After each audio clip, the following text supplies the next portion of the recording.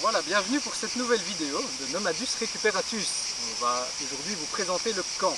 Quand j'entends par camp, c'est-à-dire que c'est l'endroit où on vit maintenant depuis plus ou moins 5 mois. Donc on était parti, pour rappel, sur l'île ici de Corfou en Grèce, pour marcher tout le long de l'île. Et puis finalement le Covid nous a rattrapés et on était obligé de se confiner. On s'est confiné donc ici, entre la plage d'Isos Beach, qui se trouve ici à ma gauche, à une dizaine de minutes, et le lac Conition qui se trouve de l'autre côté.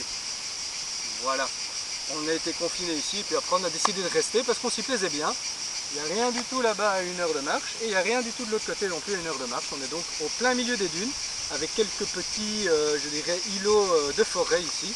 Et donc on a décidé de se poser tout simplement dans un de ces petits îlots de forêt. Je vais vous montrer où on est. Donc ici on est sur un petit chemin qui n'est jamais emprunté par personne. On voit des traces de pas, c'est plutôt les nôtres.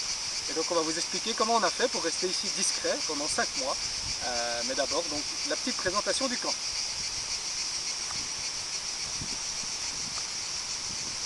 Pour ne pas être découvert, c'est très simple. Comme on voit ici qu'on va emprunter une petite bifurcation, on efface nos traces régulièrement. Comme ça, il n'y a personne qui voit qu'il y a un chemin ici. Et donc c'est un réflexe, je dirais, psychologique. Les gens ne voient pas qu'il y a des traces, donc ils ne vont pas parce qu'ils ne savent pas ce qu'ils vont trouver derrière. Il faut dire que c'est infesté de serpents et de scorpions, mais ils ne sont pas vénéneux. Et de toute façon, bon, on a l'habitude de ça, on a déjà voyagé pendant plusieurs années. Donc les enfants aussi ont l'habitude. Mais donc voilà, psychologiquement, s'il n'y a pas de traces, c'est qu'il ne faut pas y aller. On a déjà remarqué que ça marchait bien parce que les gens qui passent ici, il n'y en a pas beaucoup. Mais quand ils passent, ils ne viennent jamais par ici. Voilà. Ceci dit, quand on entend du bruit, il y en a un qui vient ici promener le chien. Et donc on dit bonjour. Et puis vu qu'on dit bonjour, le réflexe aussi psychologique, c'est que la personne ne va pas venir chez nous. Elle va plutôt continuer son chemin. Voilà, venez avec moi.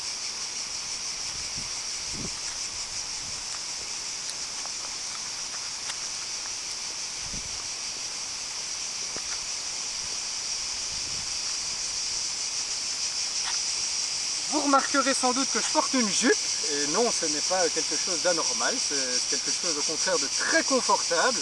Je le conseille d'ailleurs à beaucoup d'hommes, parce que voilà, quand il fait chaud comme ça, il n'y a rien de meilleur que la jupe. Je ne mets pas ma jupe quand je sors et que je risque de rencontrer des gens, quoique j'assume quand même le fait de porter ma jupe, mais je veux dire, voilà, on n'est pas là pour choquer non plus, on n'est pas non plus des gens voilà, qui ont envie d'attirer leur regard particulièrement, mais en tout cas quand je suis sur le camp, je me mets à l'aise et en jupe, on est vraiment à l'aise, je vous le confirme. Donc vous pouvez venir. Et donc ici, on peut voir que on se retrouve avec du thym.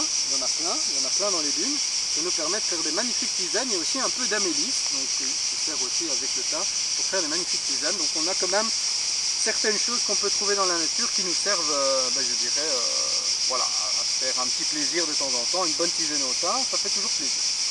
Alors, comme vous voyez, il n'y a rien ici. Et on ne voit même pas notre camp, tout simplement parce qu'il y a une barrière naturelle avec ces arbres qui nous permettent d'être vraiment bien cachés. Donc c'est pour ça que, à part 1 ou 2 personnes qui se sont perdues dans la forêt, on n'a jamais vu personne ici en 5 mois.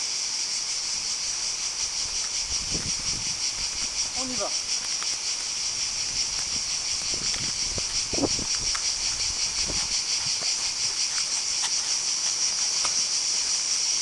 On entre réellement ici sur notre camp.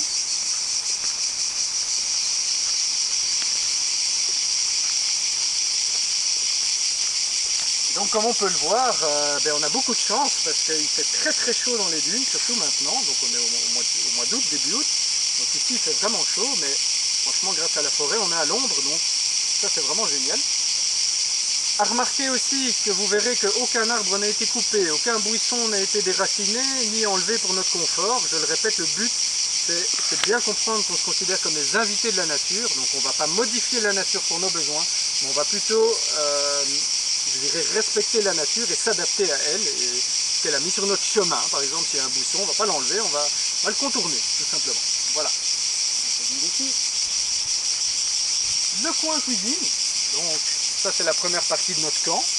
Donc, comme on le voit, c'est de la récup. Donc, la plupart des choses qu'on a, c'est de la récupération. Ça fera l'objet d'une vidéo, car chaque endroit du camp va être expliqué individuellement, parce que il y a pas mal de bonnes idées qu'on a envie de transmettre aux gens, des choses qu'on nous a transmises lors de nos voyages précédents, et en vivant comme ça, des choses qu'on a appris et qu'on a envie de partager avec les gens tout simplement. Donc le coin cuisine, avec le feu, voilà une petite table récupérée, Et tout ça, ça fera l'objet d'une vidéo qu'on postera par la suite. Je vais venir par ici. Nos bacs de rangement qui font partie de la cuisine, donc ça permet de mettre notre nourriture en sécurité à l'abri des animaux. Le coin douche, on expliquera aussi comment est-ce qu'on fait pour être propre ici, parce que ça peut paraître bizarre de se dire qu'on est au milieu de nulle part, mais qu'on garde une certaine hygiène, c'est normal, c'est primordial même. Et ça, on l'expliquera comment on le fait. Pour ça, on a trouvé une source d'eau, donc ça, je l'expliquerai peut-être un peu plus tard. On a trouvé une source d'eau près du lac, et donc cette source d'eau nous permet d'être autonome ici. Sans cette source d'eau, on ne pourrait jamais être ici, parce que ce serait impossible de marcher 3 heures aller-retour. C'est possible, tout est possible. Évidemment, c'est très fatigant. Donc la source d'eau ici, je dirais, était salvatrice pour nous. Elle nous permet de subsister pour la douche, et elle nous permet de subsister pour la cuisine aussi, tout simplement. Allez voir la suite. Le petit potager des enfants, il était plus grand avant, mais comme on va bientôt partir, on a déjà récolté certaines choses. Vous avez planté plein de choses ici qui ont bien poussé. On peut voir qu'il y a encore des haricots qui ont été plantés et qui seront transplantés, je dirais, et qu'on va donner à une de nos amies du village là-bas plus loin, qui a bien voulu en prendre soin quand on partira. Voilà, comme ça, les filles pourront avoir la conscience tranquille, elles auront continuer à faire pousser leurs haricots, même si ce ne sera pas ici, ce ne sera pas loin. Voilà. Alors, comment est-ce qu'on dort? On dort avec des hamacs. Ici on voit le hamac des filles superposé, une simple bâche qui permet de protéger de la pluie mais également du soleil. Le hamac c'est le top du top pour nous, c'est-à-dire que c'est comme ça maintenant qu'on va voyager quasi systématiquement, parce que pour le dos il n'y a rien de mieux et c'est hyper léger à transporter, à peine 400 grammes le hamac et c'est très peu cher aussi.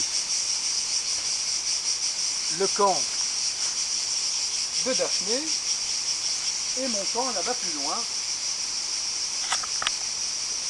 On remarquera, je le répète, qu'on ne coupe pas de branches, mais par contre on utilise les arbres donc pour pendre nos affaires, effectivement pour les protéger des animaux, des insectes ou autres. Il y a des scorpions comme je l'ai déjà dit, donc on fait quand même attention.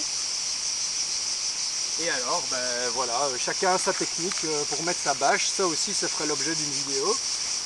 Moi personnellement, je dirais j'ai choisi de mettre une corde au-dessus, Daphné non, enfin voilà, c'est un peu tout le monde qui a sa technique.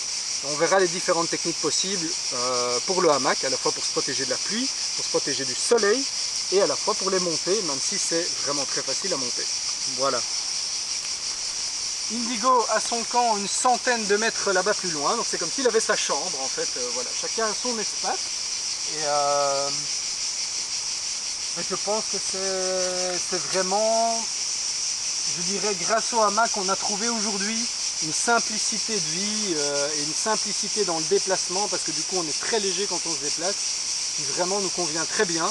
Après 4 ans de voyage maintenant, là je pense qu'on tient vraiment la chose qui nous a le mieux convenu. Se déplacer à pied, se déplacer léger et être excessivement flexible et aller dans la nature, je dirais s'intégrer avec la nature.